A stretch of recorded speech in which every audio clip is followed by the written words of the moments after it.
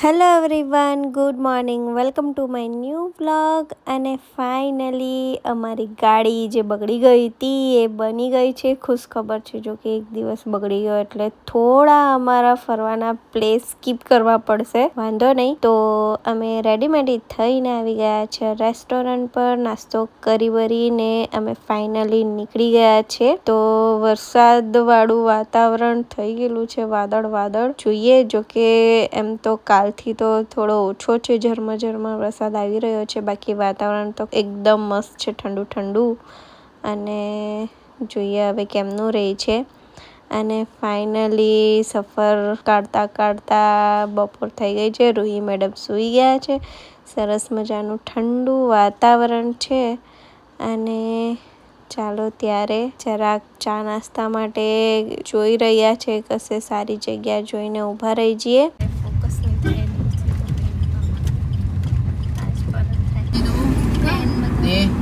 Plane તો જોઈ લો યાર, પોપટ નાનલું પ્લેન, હા ડ્રોન વાળો, હા મોટો. હા દીવમાં જોયેલું. હા તો બહુ નીચે ભાઈ પોપટ કે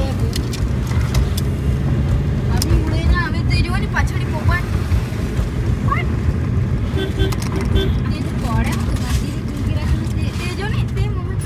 રૂહી જો પવન ચક્કી, જો દીકરા, આને પવન ચક્કી કહેવાય. અને ફાઇનલી સાંજ થઈ ગઈ છે અને સરસ મજાની પવન ચક્કી દેખાઈ ગઈ છે. છોકરાઓએ પહેલી વાર જોઈ એટલે એ લોકોને જોવાની મજા આવી. અને તમે થંબનેલમાં તો જોઈ લીધું હશે. તો અમે જઈ રહ્યા છીએ સારંગપુર, અમારું છેલ્લું સ્થળ છે. અને ફાઇનલી સારંગપુર નજીક આવી ગયા છે. અને આ બાજુ મેળા પણ દેખાઈ રહ્યા છે. દિવાળીનો ટાઈમ છે, વેકેશનનો ટાઈમ છે, એટલે ઘણા બધા મેળા દેખાઈ રહ્યા છે. અને હવે લગભગ 5 થી 10 કિલોમીટર જ સારંગપુર છે. જો કે બહુ વર્ષો પહેલાં આવી હતી, હવે તો ખાસું બધું ચેન્જ થઈ ગયું છે. મસ્ત હનુમાન દાદાની મોટી મૂર્તિ પણ સ્થાપના કરી છે એવું મેં સાંભળ્યું છે. બાકી જઈને દર્શન કરીશું. અને થોડું કરતાં અમને અંધારું થઈ જ ગયું છે. અને ગાઈ સારંગપુરમાં છે ને 9 વાગ્યા સુધી જ દર્શન થાય છે. ને અમે હમણાં હાલ 8:30 તો થઈ ગયા છે. તો ફટાફટથી જગ્યા જોઈ પાર્ક કરીને અમે પહેલાં દર્શન માટે જ નીકળી ગયા.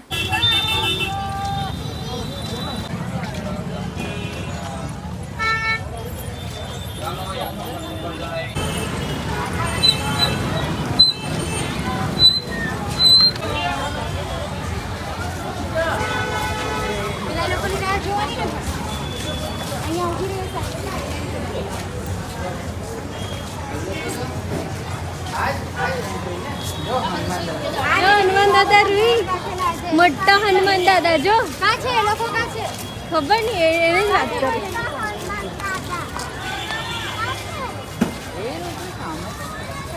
અને ગાઈસ ફાઇનલી અમે સારંગપુર પહોંચી ગયા છે.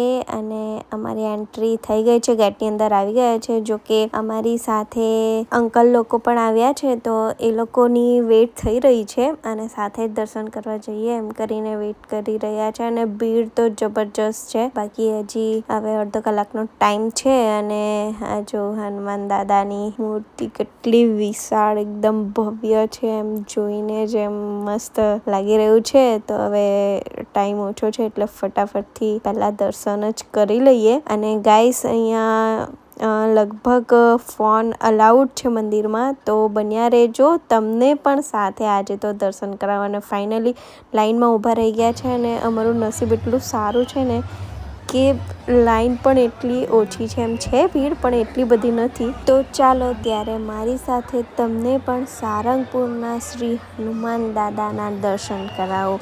અને એ જ સાથે કોમેન્ટમાં બધા લખો જય હનુમાન દાદા.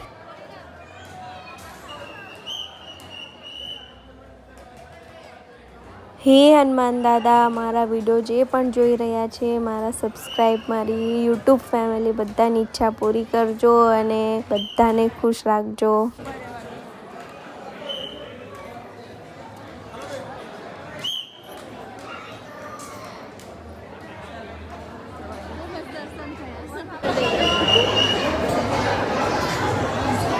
મસ્ત દર્શન થયા. ચાલો ત્યારે મસ્ત દર્શન થઈ ગયા. અને ગઈ સાચી વાત કરું ને તો ત્યાં જે સિક્યુરિટી વાળા હતા ને બધાને ભગાવ કરતા હતા, પણ મેં અને હેતલબેન એટલા મસ્ત આરામથી 5-10 મિનિટ ઊભા હતા. અમને કોઈએ ભગાડ્યું નહીં. અમે એટલું સરસ દર્શન કર્યા ને. તો હવે અમે જઈ રહ્યા છીએ મહાપ્રસાદી માટે. તો મંદિરની બાજુમાં એકદમ બાજુમાં થોડા અંતરે મહાપ્રસાદી હોલ છે. તો અહીંયા સરસ મજાની સગવડ છે. જો કે મંદિરમાં 9 વાગ્યા સુધી દર્શન થાય છે, પણ મહાપ્રસાદી લગભગ રાતે 11 વાગ્યા સુધી હોય છે. તો જે પણ સારંગપુર આવો દર્શન માટે તો મહાપ્રસાદી લઈને જજો ગાઈસ. અને ખૂબ જ સારી વ્યવસ્થા છે, તમે જોઈ જ રહ્યા છો. લાઈન છે પણ ઊભા રહેવું નથી પડતું. લાઈન પર ધીમે ધીમે આગળ વધી જ રહી છે. અને ફાઇનલી અમે જમવા બેસી ગયા છે. જમવાનું પણ એટલું સરસ ગરમ છે. શાક રોટલી છે અને કઢી ખીચડી છે અને એટલું ટેસ્ટી છે ને મેં જ પોતે 3 વાર લઈને ખાધું છે. જો કે થોડું જ આપે છે, કેમ કે બગાડ કરવાનું નહીં. બાકી જેટલું ખાવું હોય એટલું આપે જ છે.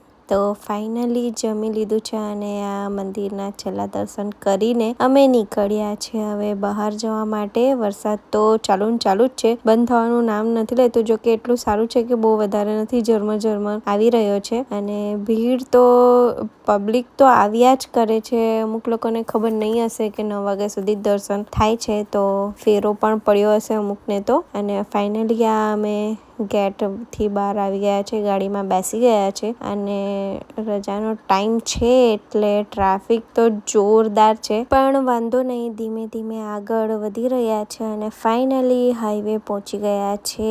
અને હવે ઘરે લગભગ 8 થી 10 કલાકનો ટાઈમ છે. એમ તો મેપમાં 8 કલાકનો બતાવે છે, પણ વચ્ચે અમે ફ્રેશ થવા આમ તેમ ચા નાસ્તો કરવા ઊભા રહેશું એટલે 10 કલાકની ગણતરી તો છે. અને વરસાદ તો જો ગાઈસ જાણે પાછું ચોમાસું આવી ગયું હોય ને એવું લાગી રહ્યું છે. અને આ હાઈવે પર વાહનો પણ ખાસા એવા છે. રાતનો ટાઈમ છે, લગભગ કેટલા 11:30 તો થઈ ગયા છે, પણ તો પણ બધા અમારા જેવા ફરવા નીકળેલા હોય એવા હશે, એટલે વાહનો તો ખાસા એવા દેખાઈ રહ્યા છે. પણ વાંધો નહીં, અમે પણ ધીમે ધીમે જઈ રહ્યા છે સેફલી.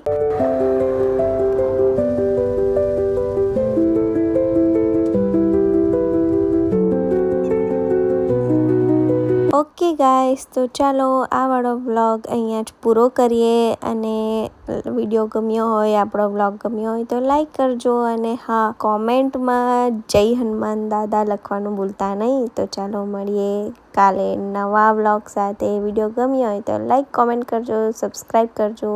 Okay, by.